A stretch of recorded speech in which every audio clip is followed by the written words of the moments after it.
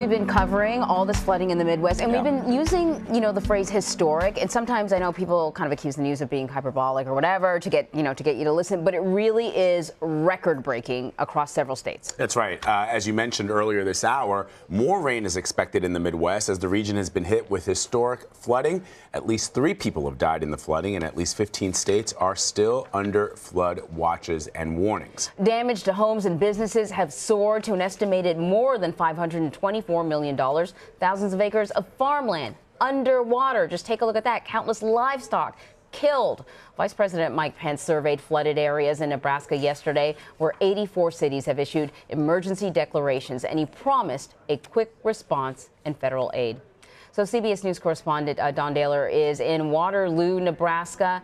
So, Don, first off, we ran your story earlier with the farmers, and it was just so heartbreaking because, their loss is they're going to be trying to recuperate for probably years to come.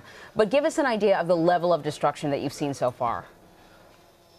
That was amazing. You said historic, and we've covered a lot of these floods. I'm not sure I've seen anything like it. Flying in, it looked like a gigantic lake, but you would see the top of a silo occasionally or the roof of a house.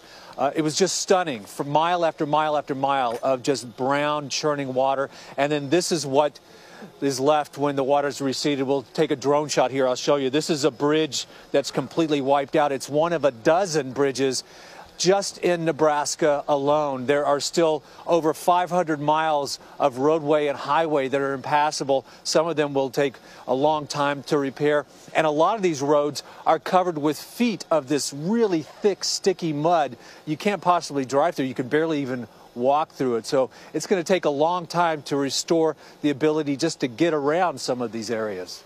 And Don, it was really striking when you spoke to some farmers in Nebraska who have been impacted by this flooding. I could just see it in your face when you were interviewing them, and the look on your face and the look on their face, sent a greater message than anything that you could tell us now. But I wonder what stood out to you when you spoke to them. You're right.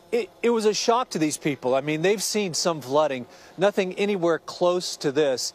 And so when they saw the wall of water come in, they said that they didn't know what it was at first. And then all of a sudden there was 3 feet of water around their legs. They grabbed whatever they could and got out of there. 7 feet of water in these farms.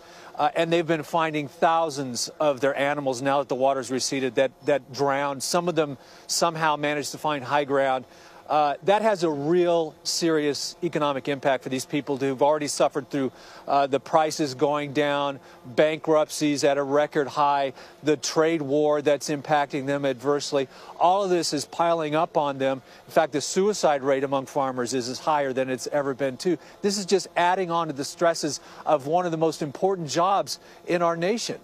Yeah, it really is. And now we're finding out that Mother Nature is not going to be helping at all. Right. There's more rain expected in the region. We know that they're also dealing sort of in the general area also with melting snow. So what's the biggest concern moving forward?